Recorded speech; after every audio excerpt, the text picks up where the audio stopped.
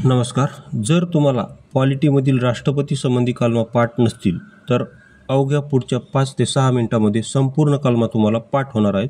त्यामुळे व्हिडिओ शेवटपर्यंत पहा. बघा, राष्ट्रपती कलमा. बघा, भारताचे कार्यकारी मंडळ कलम 52 ते 78 दरम्यान आहे आणि त्यामध्ये राष्ट्रपती संबंधी कलमे कलम 52 ते 62 दरम्यान आहेत. तर तेच आता आपण या व्हिडिओमध्ये कव्हर करू आणि ते संपूर्ण लक्षात कसे ठेवायचे याची भन्नाट ट्रिक्स या व्हिडिओमध्ये पाहू. त्यामुळे व्हिडिओ शेवटपर्यंत पहा. बघा, राष्ट्रपती कलमे 52 ते 62. आता कलम 52. कलम 52 काय आहे? तर भारतासाठी एक राष्ट्रपती असेल अशी तरतूद 52 मध्ये केलेली आहे. तर याची ट्रिक्स बघा. ट्रिक्स अशी आहे की भारतासाठी एक ब्राह्मण राष्ट्रपती असेल असं आपण म्हणू. काय म्हणायचं? भारतासाठी एक ब्राह्मण राष्ट्रपती असेल. काय म्हणायचं? भारतासाठी एक ब्राह्मण राष्ट्रपती असेल. आता ब्राह्मणच का म्हणलं मी? कारण 52 ब्राह्मण असा यमक जुळतो. कसा जुळतो? 52 ब्राह्मण असा यमक जुळतो. त्यामुळे आता आकडा लक्षात ठेवायचा नाही, कारण आकडे विसरू शकतात मात्र नाव विसरू शकत नाही. म्हणून आता असं लक्षात ठेवा की भारतासाठी 52 नुसार एक ब्राह्मण राष्ट्रपती असेल. त्यानंतर कलम 53 आहे.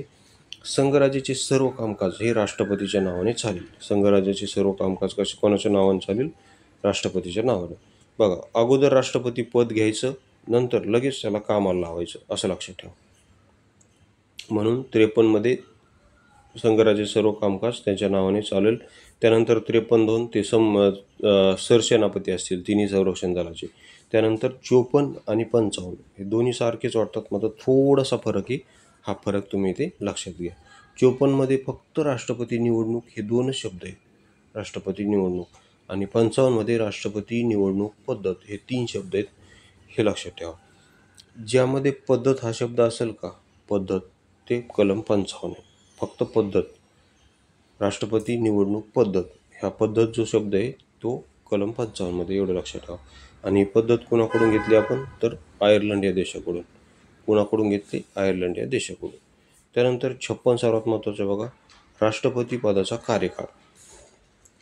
बघा, 56 काय म्हणते? राष्ट्रपती पदाचा कार्यकाळ.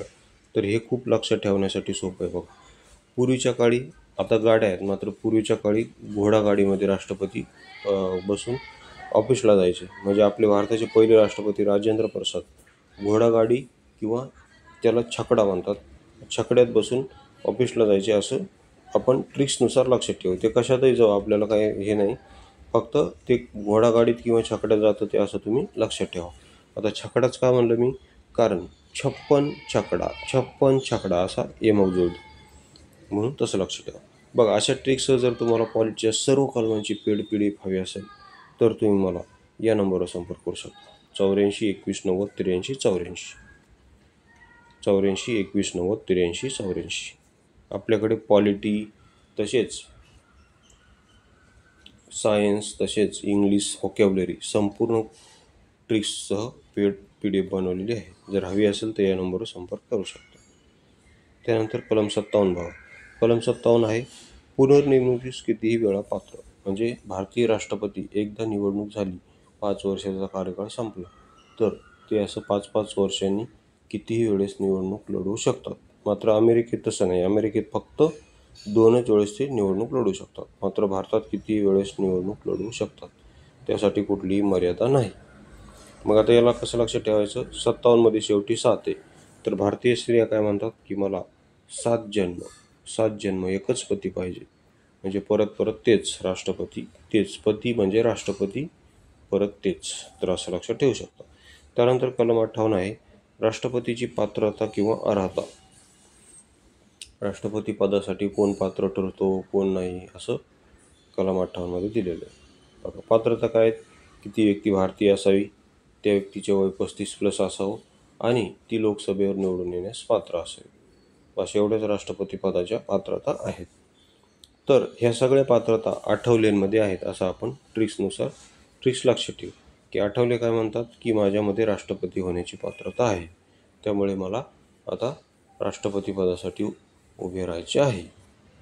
आता आठवलेच का म्हणलं मी? कारण बघा, 58 आठवले, हे बघा, हे 58 आठवले, 58 आठवले, असा यमक जुळतो. हे 58 आणि हे 28 असा यमक जुळतो दोन्ही शब्दाचा. म्हणून 28मध्ये राष्ट्रपती होण्याची पात्रता आहे अशी ट्रिक्सनुसार तुम्ही लक्षात ठेवू शकता.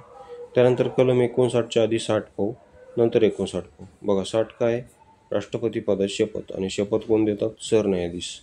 तर असं लक्षात ठेवा, 60मध्ये शेवटी काय 0 आहे आणि हा 0 ओ सारखा दिसतो, म्हणून ओ फॉर ऑथ असं लक्षात ठेवा.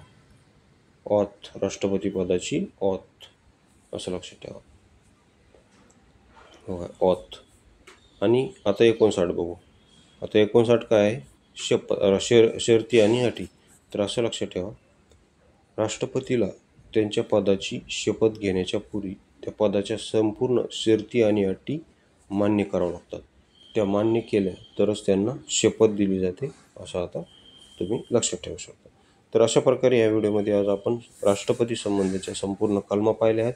तसेच त्या लक्षात कसे ठेवायचे याची भन्नाट ट्रिक्स या व्हिडिओमध्ये आपण पाहिलेली. जर व्हिडिओ आवडला असेल तर चॅनलला सबस्क्राईब करायला विसरू नका. व्हिडिओ पाहिल्याबद्दल धन्यवाद.